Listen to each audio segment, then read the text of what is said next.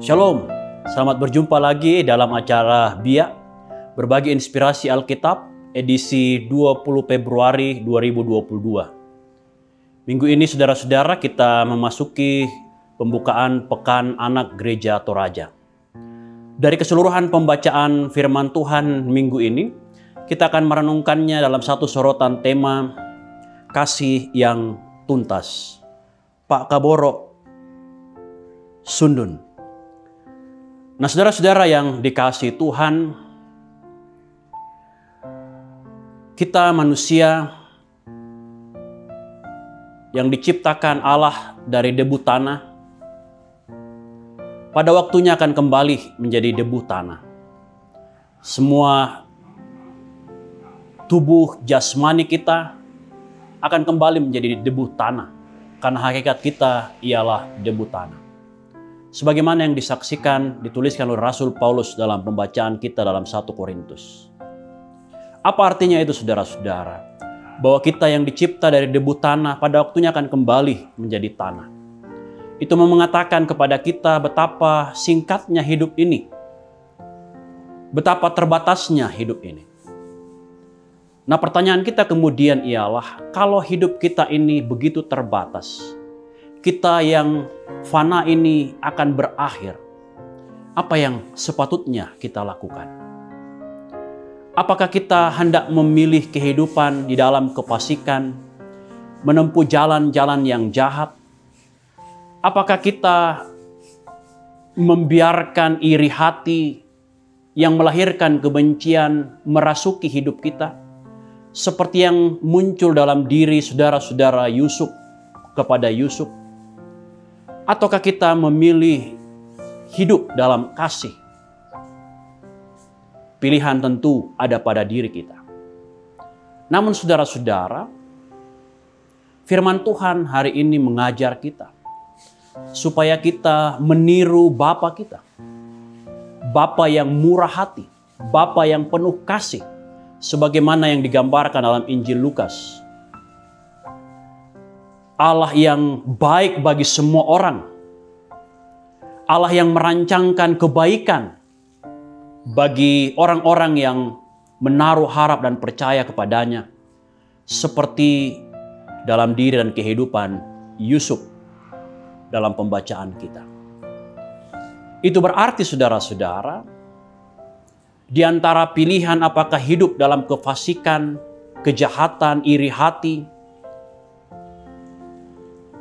atau hidup berbagi kasih, hidup dalam kemurahan seperti Bapa kita yang murah hati, yang baik bagi semua orang.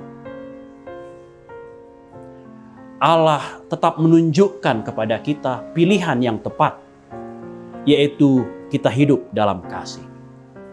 Nah, pertanyaan kita kemudian ialah kasih yang seperti apa?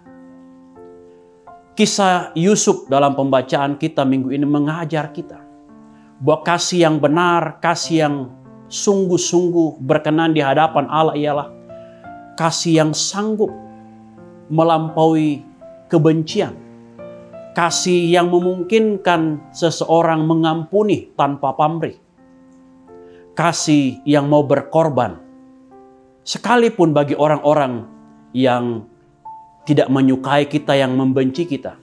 Sebagaimana yang diungkapkan dalam Injil Lukas pembacaan kita, dan apa yang dilakukan, dinyatakan oleh Yusuf dalam pembacaan kita minggu ini. Saudara-saudara yang dikasihi Tuhan, mengapa Allah menuntut kita berlaku kasih?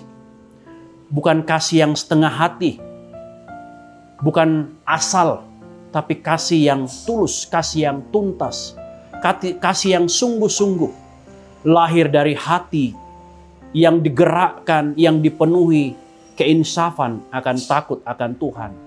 Kasih yang lahir dari penghayatan iman akan kasih setia Tuhan yang tak berkesudahan. Mengapa saudara? Karena hakikat Allah adalah kasih. Sebagaimana yang dituliskan dalam surat pertama Yohanes. Allah itu kasih. Dan setiap orang yang mengenalnya hidup dalam kasih. Bahkan lebih jauh Yohanes mencatat, Tidak mungkin kita mengasihi Allah yang tidak kelihatan tanpa mengasihi sesama kita yang kelihatan.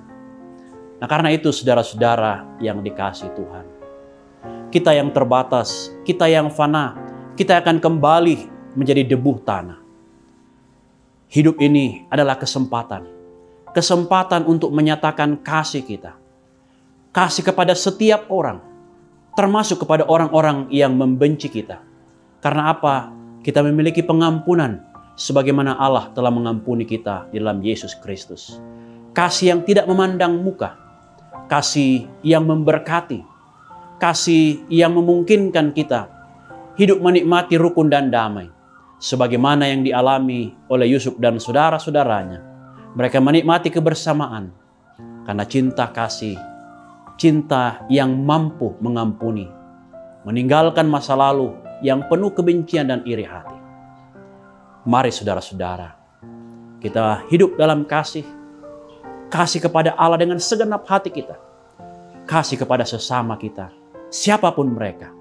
Termasuk orang-orang yang mungkin tidak senang, tidak suka atau membenci kita.